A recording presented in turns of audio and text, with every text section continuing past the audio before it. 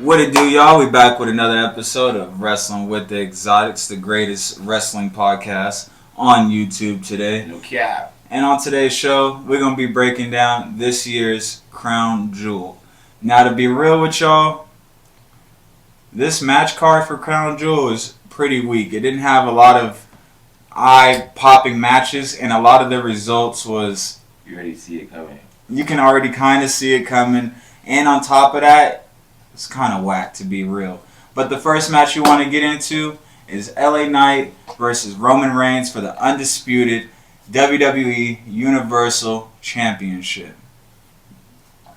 Anybody that knows me knows it both my dogs. Two wrestlers that I support and advocate for, especially these current times.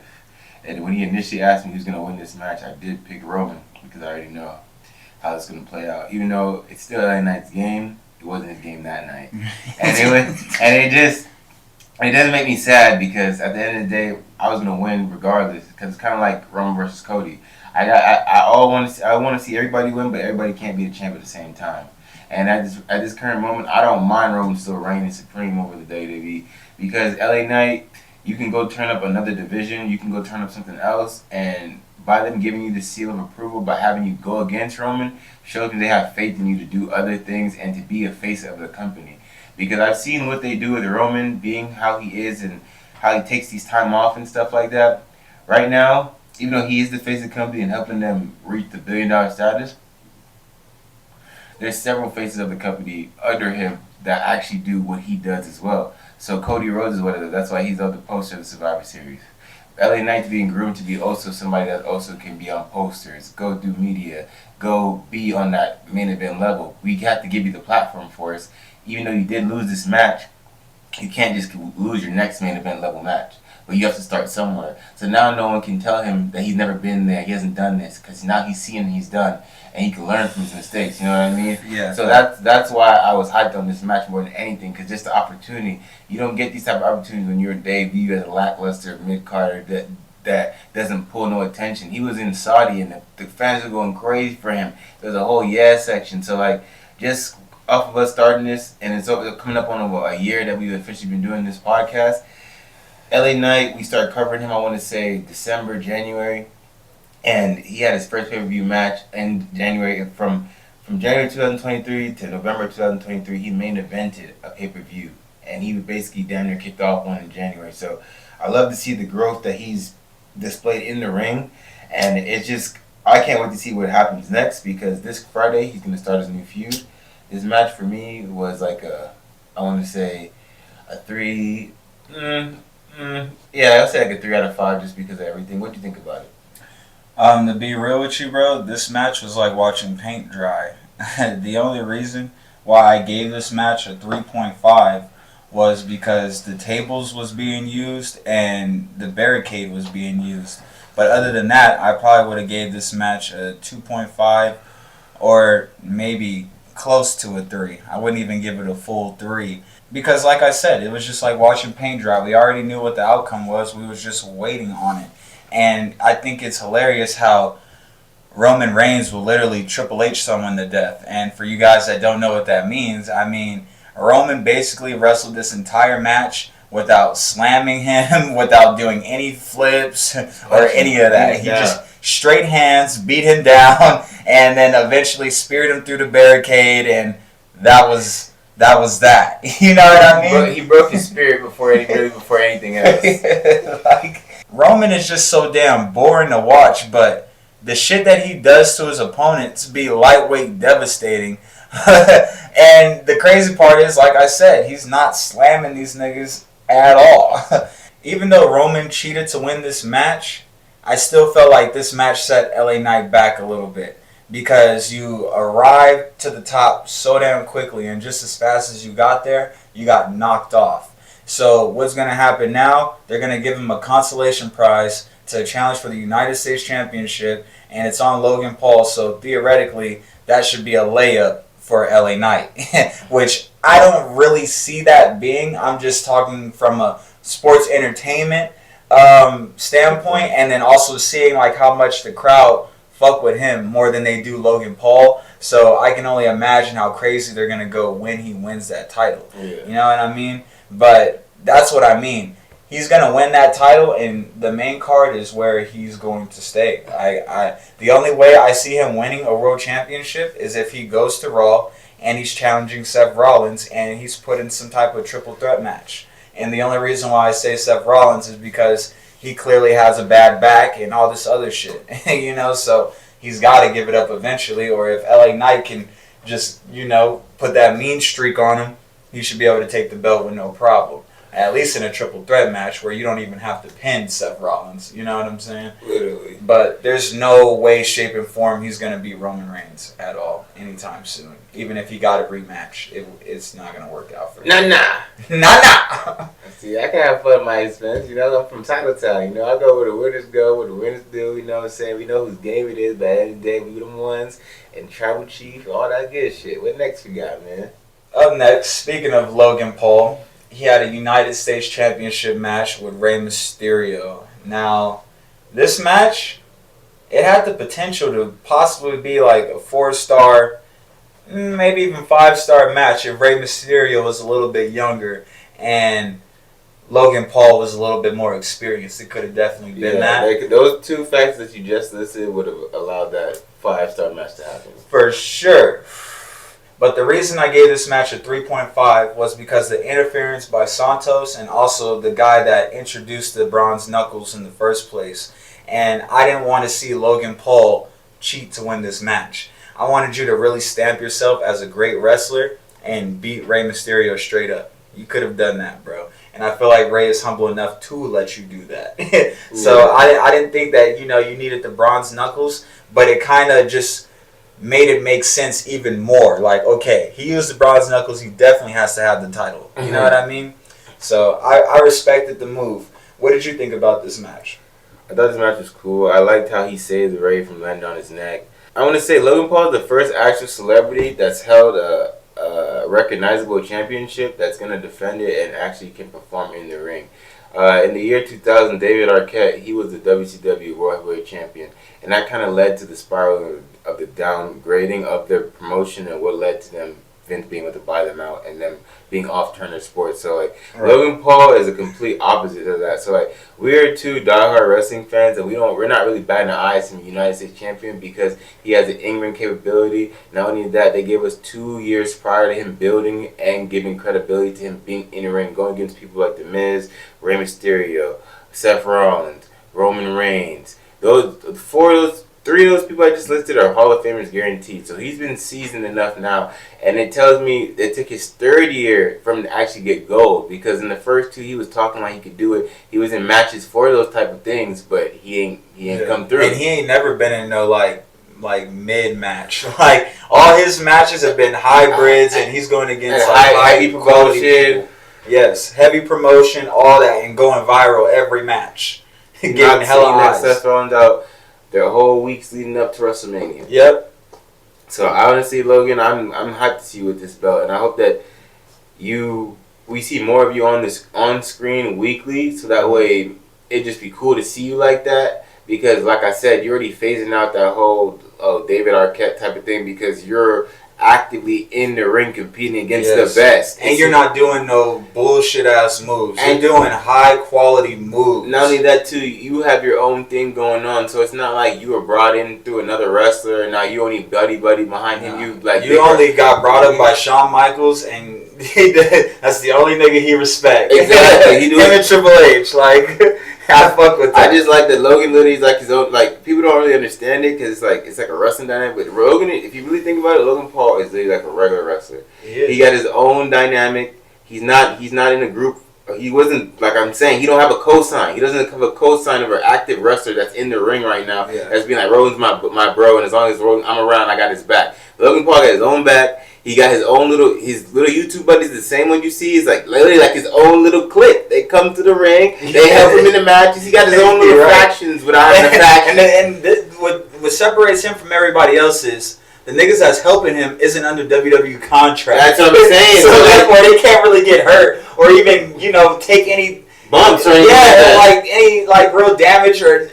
They're just there to aid him. And anything he needs, and it's like that's that shows me he's to a T that he's really serious about this because he is removing all the asterisks as much as possible. He already has them because he's a celebrity, and they're like, oh, we know you have the eyes. People could just be saying, we know WWE can just let him get pushed over because he has all these millions of fans, and he has Prime, and he has all these ways to get more money and viewership, but it's literally his in-ring capability, nothing else.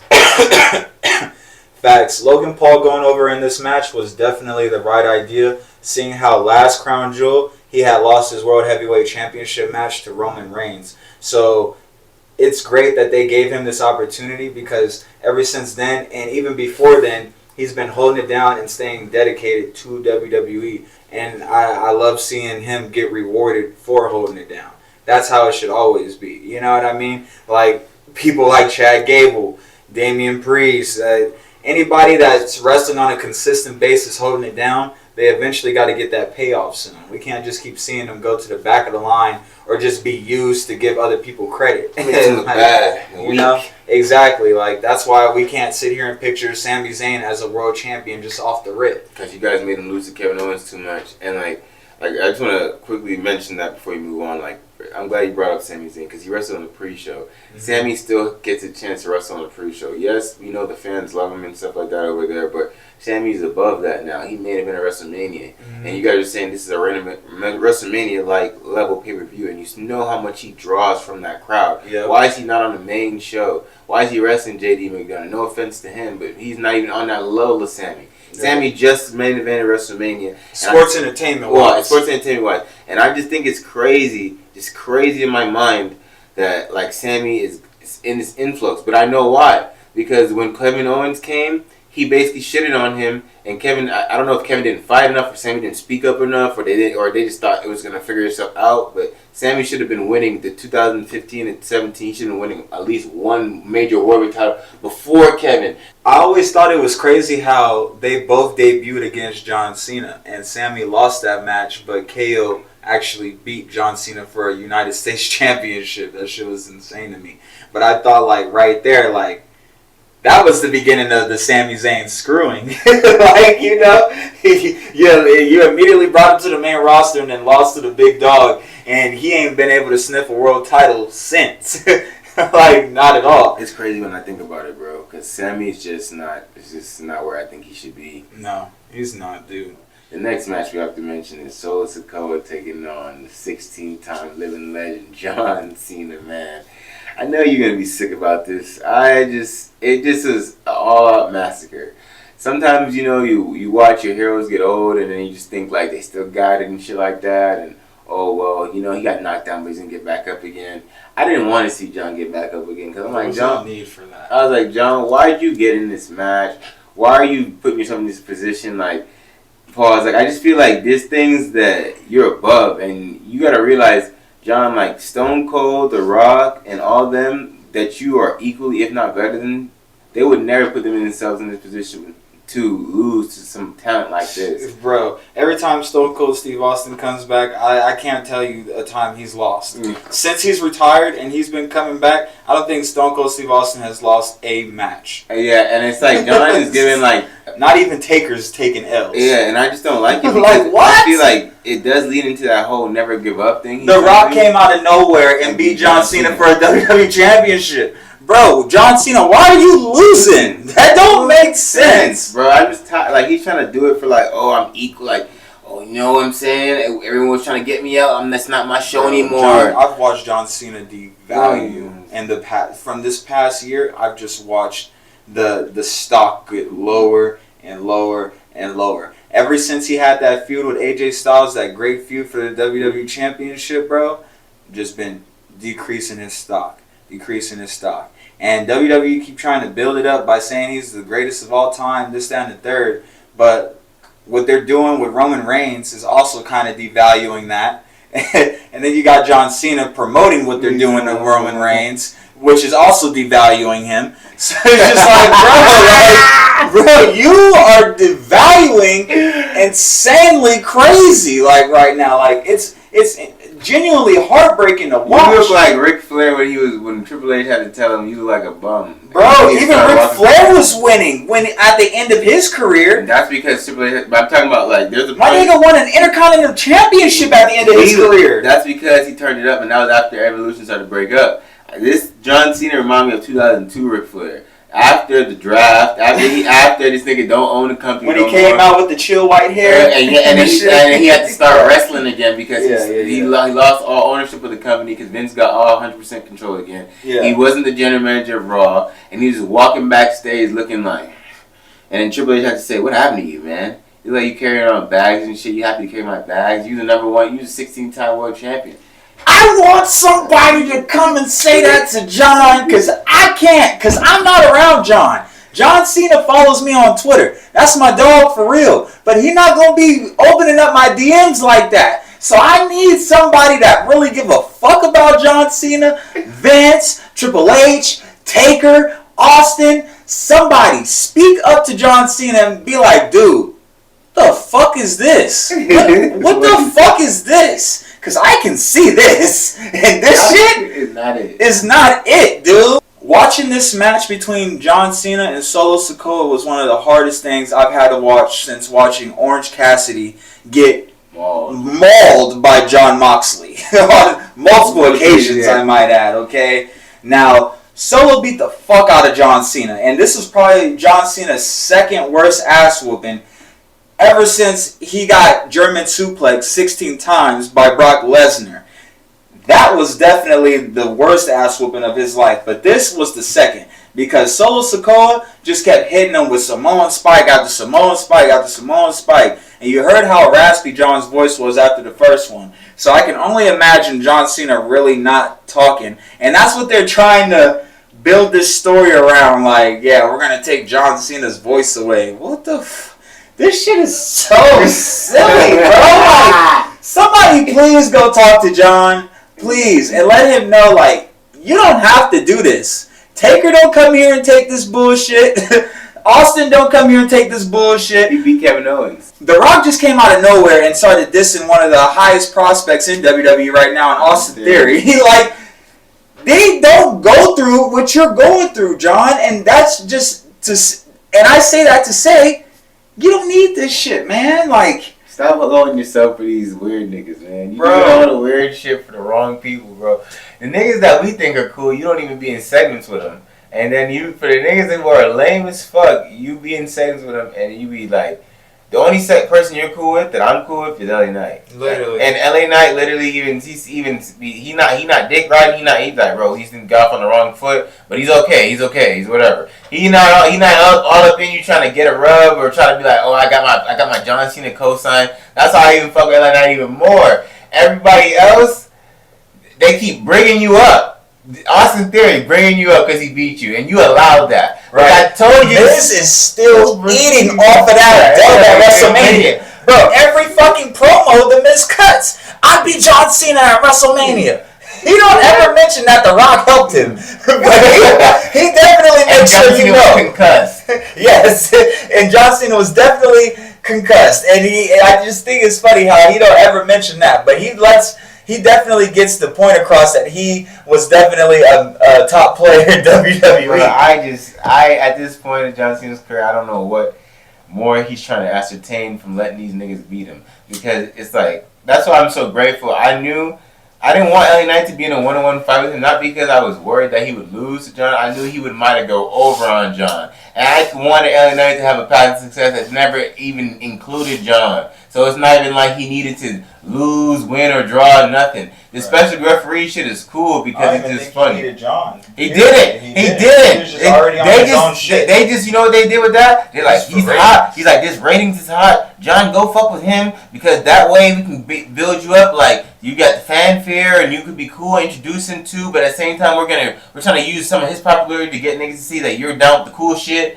And like, I'm just like, no, like I didn't like it, but I was like, okay, as long as it's not a match against each other. Look like some old ass retired dads. Bro, it's just so funny, bro. It looks like they want to drink beer and just talk shit about these young whippersnappers. Exactly, bro. Like, they just be giving me the two old nigga vibes. Like, okay, we around the same age. We gonna respect. Give me my respect. That's what I got from that. Cause like, that's why that's not on no like fanboy shit. He's like, nigga, I'm not. I could be your brother. I'm not about to just. Oh, it's John Cena. Who cares? I'm really not. I'm trying to win. I'm trying to get on my shit. Right. And that's what Solo's about to do with this victory. Because now I feel like, bro, he gonna start trying to treading towards some championships. Shit, man, he better. I feel like Solo, like, damn near need to go back to NXT and just win that North American Championship again. Because I still don't understand why they just took it off of him.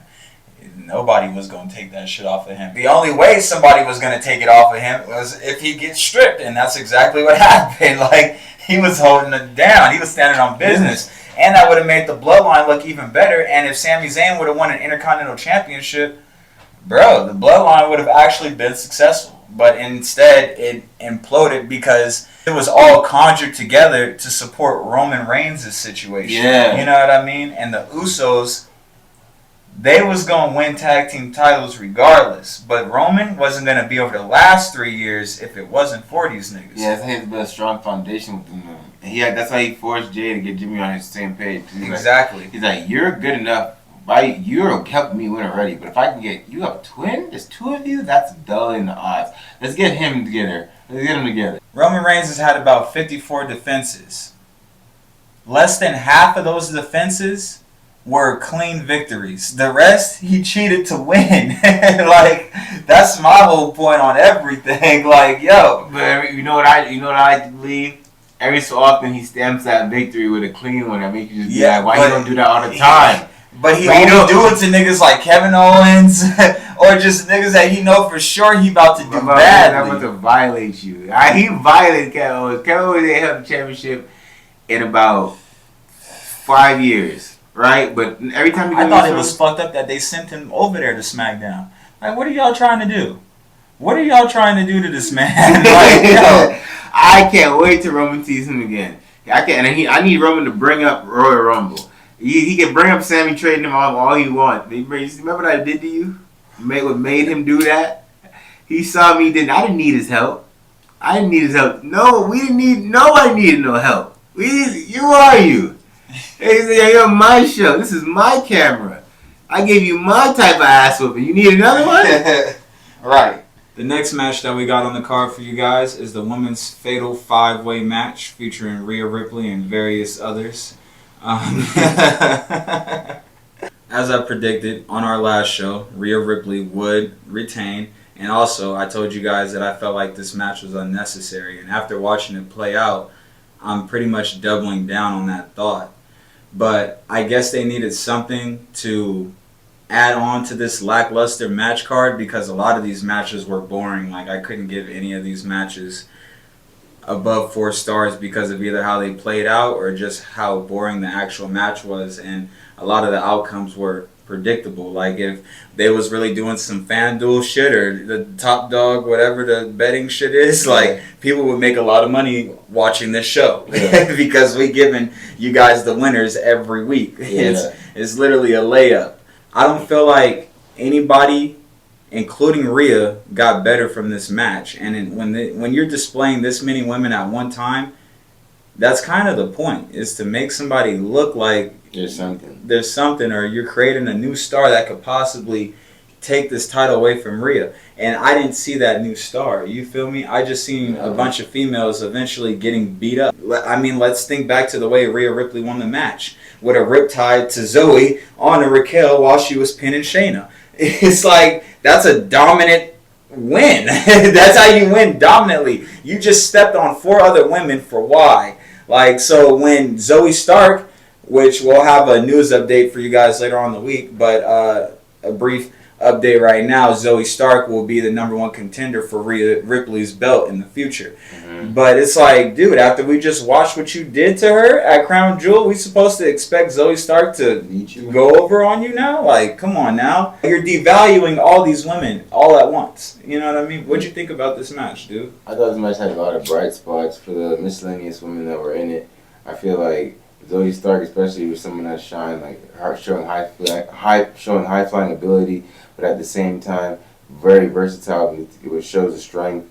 Shayna Baszler had some bright spots too. You know, the judo background.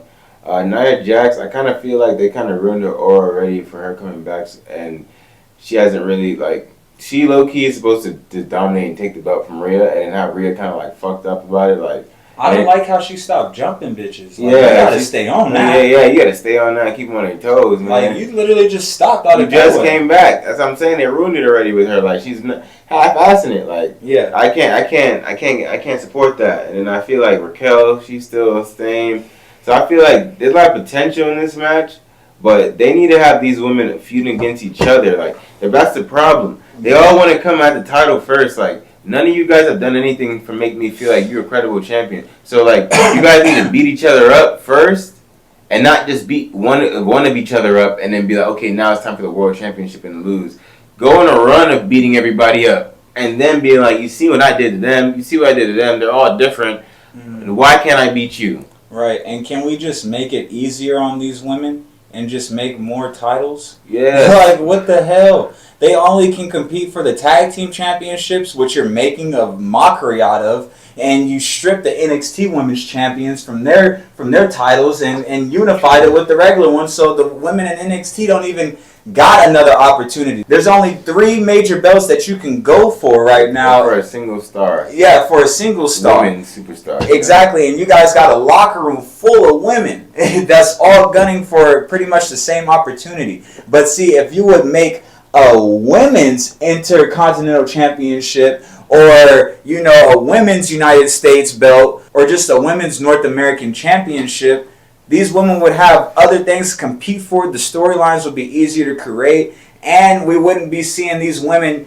be devalued and thrown to the back of the line like we've seen happen with Natalya on so many occasions. Natalya is one of the most decorated women on the WWE roster, and you would never know because of how often she loses and how often she don't ever win a women's championship. Like, she should have at least as many championships as Becky Lynch, and she don't. And she been there twice as long. So that's what I'm saying. You guys, as much as you guys have made her lose, you can give her a consolation prize like being the Intercontinental Champion. Definitely. Come on now. The next match we got for your crown jewel would be Cody Rhodes taking on the Judgment Day Damian Priest. And this match was exactly how I expected. Cody going over on this lackluster, half-assed bisexual Undertaker.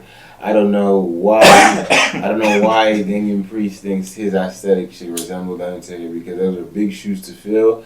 And I know that you are a good worker in the ring, and I always compliment your work ethic and how you are able to show strides in the ring and progressing, but you're not better than Cody, and that's why. And people always question Cody's main event levelness, and I just don't understand why, because he's won main event level championships everywhere, especially once he went through his rebrand. But they just want to see it on WWE only because WWE is the only billion-dollar wrestling company, so therefore they are the big dog. So all the championships that you win outside of WWE pretty much highlights that none of that shit matter. And none of that shit compares to what we got going on over here. All of our belts mean more than that and are better than that. Our United States belt is better than any world championship that you win outside of this. I don't care if you want an AEW, TNA, whatever you want, Ring of Honor. No, nigga, the United States Championship is pretty much that times 2 here. That's how they treat all of their belts, you know what I mean? So that's why, like, all that shit that Cody did outside don't matter. That's why they immediately put him up against niggas like Seth Rollins, Brock Lesnar, Roman Reigns to build that main event character for Cody. You know what I mean? But outside of that, like, niggas wasn't believing it until they started seeing him in these kind of matches. But as far as this match goes, bro, like you said, I predicted it to go this way as well. Like, Cody didn't just get a win over Priest. Cody got a decisive win over Priest. Like, Cody hit this crazy-ass cutter off the top rope, not the middle, the top rope, and then followed that up with 3 crossroads. So, when you get beat up like that, how am I supposed to expect Damian Priest to be world champion material? You know what I mean? After seeing this match with Cody Rhodes, my biggest takeaway was Damian Priest isn't ready yet. That's just how I looked at it. And I would give this match a 2.5. Couldn't give it 2 more. Up next, we got Bianca Belair versus Iyo Sky for the WWE Women's Championship. Bianca had this match won, but the interference by Bayley and the returning Kairi Sane was just too much, and I knew no way in hell Bianca Belair was getting beat by Iyo Sky clean. You know what I mean? I knew she was going to use damage control. The match had potential to be a 4 to 5 star match if Bayley and Kairi didn't get involved, because I wanted to see Iyo really go all out and prove why she deserves that championship with no help, no nothing. And I think even like deep down, Iyo kind of wanted to prove that herself, but she was surprised when Bayley came out there out of nowhere. And I also thought it was funny like how in the middle of the match, Iyo accidentally knocked Bayley on her ass. And Iyo didn't apologize for it. You could tell on her face like that was something that she'd been wanting to do. You know, she was like, you've been getting in my matches, you've been putting me in matches for me to lose this belt because you've been hating on me on the low, and you coming out here helping me lose matches and shit. Like, you could tell when she knocked Bayley on her ass, she was letting go a lot of shit, and it felt good for her. But overall, I was really hyped seeing Kairi Sane. Even though she came in and helped Bianca lose, which I don't approve of, I'm just happy that she's back in WWE. Some new blood in the WWE. Some Bro, new blood. She's probably one of my favorite female wrestlers that WWE's ever had, just because of her moveset and the heart that this woman has. And on top of that, she got the craziest elbow in the game. In the game. Shorty swing her legs and hit motherfuckers with the elbow. What'd you think about this match, bro? I thought it was dope. Definitely a good showing of Iyo, but at the same time, I knew she couldn't beat Bianca clean like how you mentioned. I think her and Kairi should form a stable of some sort, separate away from damage control, and they can take over, because I could even see it'd be cool if they use her and Kairi to bring back the tag team championships to prominence. And then at some point, Kairi even tries to, what if she's able to finagle and get that World Heavyweight Championship, and her being hella small would be kind of ironic. I would like to see Bayley get singled out like Edge did in Judgment Day. Yeah. I want them to kick her out of damage control and Iyo be the rightful leader, because obviously Dakota Kai likes to follow Iyo anyway. You know what I mean? Like they both feel like Bayley's been holding them back ever since they got to the main roster. Definitely. So I would definitely like to see Bayley get kicked out of that shit and go off and do her own thing and listen to Becky Lynch and Charlotte Flair. Just like how we want somebody to go and talk to John Cena and be like, what the fuck going on? Those two women are the first people to tell Bayley, what are you doing? You're somebody's lackey? Like, you're supposed to be 4 horsewomen and you on bullshit? Like, you don't win nothing? You've been losing and just playing this backseat role to these women? Like, what are you doing? You're better than that. And Bayley just be sitting there getting salty, and she'll win that match maybe that night. But at the end of the day, you don't ever win the big one. That's why they say that. Yeah. And then look at how you do, you know? So, come on, Bayley. It's time to get right. Last but not least, we have Drew McIntyre versus Seth Rollins for the World Heavyweight Championship. Drew lost this match simply due to lack of mean streak, okay? He should have definitely pulverized Seth Rollins, but it was clear as day Drew was holding back because of his obvious respect for Seth Rollins. Even Michael Cole and Wade Barrett was talking about it throughout the match. Like, Drew, like, what are you doing? You should be turning up.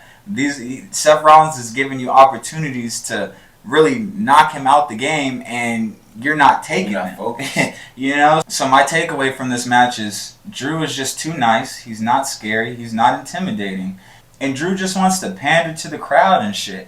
Like, sports entertainment-wise, this was a layup for Seth Rollins because of how Drew McIntyre's been acting. Like, this character is easy to overcome. Like, okay, stop him out. He's not willing to do what Seth Rollins is willing to do to keep that belt. So, you know, it like I said, it's a layup. He's having trouble within himself, like questioning his character within himself. Like, Drew, do you want this championship? Or Drew, how are they going to judge you? And I just want Drew to just be the Scottish, Irish, crazy, cyborg ass kicker. Like, I don't give a fuck what's going on. Kick somebody's head off. just like assert your dominance. Be the Drew Galloway that was in TNA. Be the guy that they re-signed because you have the fire and you have the backstory and the arc, the character arc now. Before you were just clean cut, you were chosen one of you. It was like it was handed to you and you're focused on all the wrong shit. But now you're focused on the right shit, but at the same time you don't have to drive like you did before. Right. And I don't even think it, like, I feel like he got the drive, but it's that mean streak, bro. You just too nice. People just know you for being too nice. Bro. You gotta go heel. And with that being said, like what you did to Creed, what you did to Xavier Woods, I need to see more of that. yes. And with that being said, I think he'll be joining the Judgment Day at War Games, and then we'll be also seeing the return of Randy Orton, and he'll be joining Cody's team at War Games. So we'll have Team Cody versus Judgment Day, and I can't wait to see how that'll play out. And as of right now, I want to say Team Cody is going to get the win simply because Judgment Day has been winning too much, almost. You know what I mean? Yeah. But yeah, Drew, if you want different results, no more Mr. Nice Guy, man. Nobody's going to believe you winning shit until you stop being nice. Pretty much. And Rhea Ripley looked at him at the end of the match like, You should be down with us. when she was looking like Terry Kennedy. Don't be mad at us. Don't be mad at us. Be mad at the nigga negotiating your deal. Like, you know what I mean? You could have been down with us, but it didn't happen. So, you know, get right, Drew. It's time to get right, bro. Overall, Crown Jewel, this was probably WWE's worst PLE of the year. But, I mean, if you're a wrestling fan, you still found some type of entertainment from it, of course. Yeah, definitely. You know? So, it is what it is, and we appreciate you guys for watching Wrestling with Exotics, man. Peace. This has been another episode of Wrestling with the Exotics, the greatest wrestling podcast on YouTube. We appreciate everybody out there for tuning in. Make sure you guys also like, comment, and subscribe on this shit, man. Tell your friends about it. And at the same time, go check out our shop at pcfshop.myshopify.com. We got some gear on there for all the players around the world. Yeah, heard me. Again, it's your boy, the Franchise Kid, Franchise Jerry, and I got my dog with me. You got any visual, you can call me Cam. Peace.